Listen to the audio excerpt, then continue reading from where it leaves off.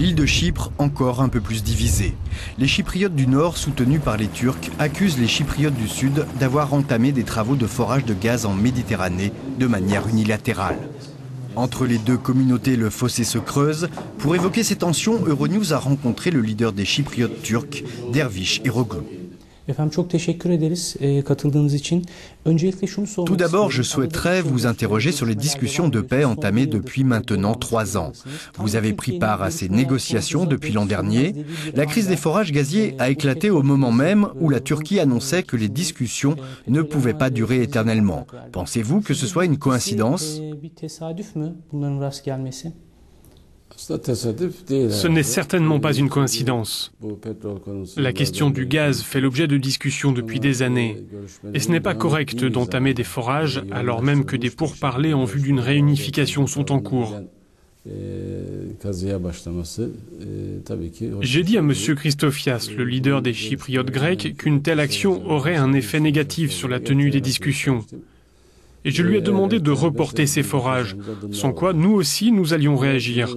Mais il n'a pas tenu compte de nos avertissements.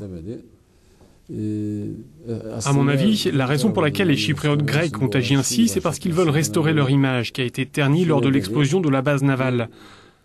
Cela avait coûté la vie à 13 personnes. Le chef des Chypriotes grecs veut s'attirer la sympathie des électeurs. Ensuite, il tient à flatter l'opposition nationaliste. En fait, la partie grecque n'a aucunement l'intention de parvenir à un accord. Je pense que ces forages sont un moyen de saborder le processus de négociation. Ce n'est donc pas une coïncidence, mais c'est bel et bien un acte délibéré.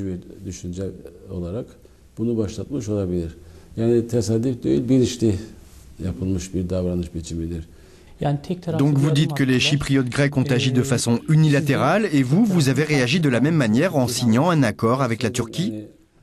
Je dis aux Chypriotes grecs que nous avons autant de droits qu'eux concernant les ressources sous-marines. Ces jours-ci, je pense que les choses vont se clarifier. On verra bien si on arrive à un accord durant les négociations. Ce qu'il faudrait, c'est reporter les forages jusqu'à la fin du mois et évaluer ensemble la situation. Si vous dites « voilà ce à quoi j'ai droit », eh bien il faudrait parler des entreprises avec lesquelles nous allons travailler. C'est le genre de décision qui devrait être prise de manière concertée. Le problème, c'est qu'en face, ils agissent de leur côté.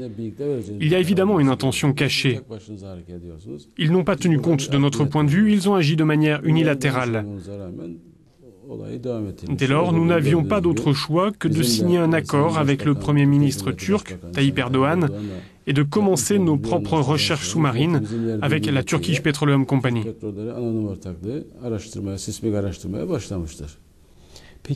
Pensez-vous que la crise va s'accentuer ?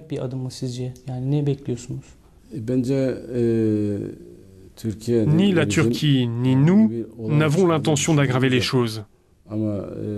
Cela dit, si nos travaux de recherche venaient à être perturbés par les Chypriotes grecs ou leurs alliés israéliens, alors on ne resterait pas les bras croisés. Mais on ne souhaite pas en arriver là. En tout cas, nous n'avons aucunement l'intention d'engager un conflit ou une guerre.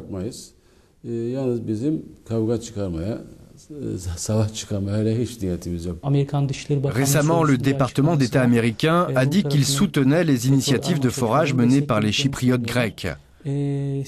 Qu'en pensez-vous ? Comment jugez-vous l'attitude des États-Unis et de l'Europe dans cette crise ?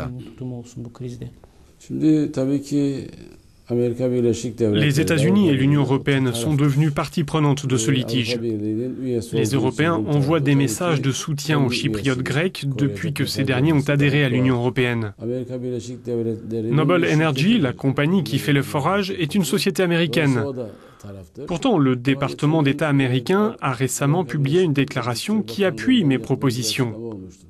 Cela dit, je pense que ce n'est pas bon que les Américains et les Européens envoient des messages d'encouragement aux Grecs. Cela peut nuire aux discussions. Avec de tels soutiens, les Chypriotes grecs arrivent à la table des négociations en refusant toute perspective d'accord. Même l'ancien président chypriote Clérides a dit dans ses mémoires qu'il était venu à la table des négociations comme pour parvenir à un accord qui n'a jamais été conclu, et il est fier de ça. C'est pour cela que si les Américains et les Européens veulent un accord pour Chypre, ils doivent arrêter de favoriser la partie grecque. Ils devraient plutôt l'inciter à vraiment entrer dans les discussions. Par exemple, il faudrait qu'ils lèvent l'embargo qu'ils nous imposent. Cela obligerait la partie grecque à parvenir à un accord. Il y a aussi des résolutions prises contre nous au Conseil de sécurité des Nations Unies. Pourquoi ne pas revenir sur certaines de ces résolutions? Cela obligerait les Chypriotes grecs à venir négocier. Pensez-vous que la solution passe par une séparation définitive? Vous savez, tant que les discussions se poursuivent, nous plaidons pour la création d'une république fédérale, un nouvel État. Si on n'y arrive pas, alors l'autre option, c'est la séparation. J'ai entendu dire que cette option était aussi évoquée par la partie grecque, mais je ne suis pas en mesure d'en dire davantage. Pour l'heure, je m'en tiens à l'idée d'une république fédérale avec officiellement un partenariat entre les deux communautés. Ce ne serait pas le prolongement de la République de Chypre, mais ce serait un nouvel État. L'Union européenne a promis d'envisager la levée de l'embargo. Le référendum sur le plan de paix, c'était il y a 7 ans. Que pensez-vous de la politique européenne à l'égard de Chypre? Je trouve que l'Union européenne n'est pas juste dans ce dossier. Elle n'est pas impartiale. J'ai un exemple. Avant que j'aille à l'ONU pour le sommet annuel de l'Assemblée générale, le commissaire européen à l'élargissement, Stefan Füle, m'a téléphoné. Il m'a dit que ce litige autour des forages gaziers ne devait pas aller trop loin. Il essayait juste de faire son travail. Moi, je lui ai dit, vous devriez dire cela aux Chypriotes grecs, pas à nous. Il m'a répondu qu'il l'avait fait. Je lui ai conseillé d'employer un langage plus ferme. Et là, sa réponse, ça a été « Ils sont membres de l'Union, donc on doit s'en tenir à un simple appel téléphonique ». Cette histoire montre bien que les Européens ne peuvent pas être plus efficaces. Dire que les Chypriotes grecs sont membres de l'Union, cela veut tout dire. L'Europe est du côté des Chypriotes grecs. Vous voyez, dans ce dossier, il n'y a aucun point qui n'ait été oublié dans les discussions. Mais ce qui fait défaut, c'est la volonté. Les Chypriotes grecs jouent la montre. Ils n'ont aucune envie de parvenir à un accord avec nous. Aujourd'hui encore, je pense qu'ils font traîner les choses. Ils vont occuper la présidence tournante de l'Union européenne durant le second semestre de 2012.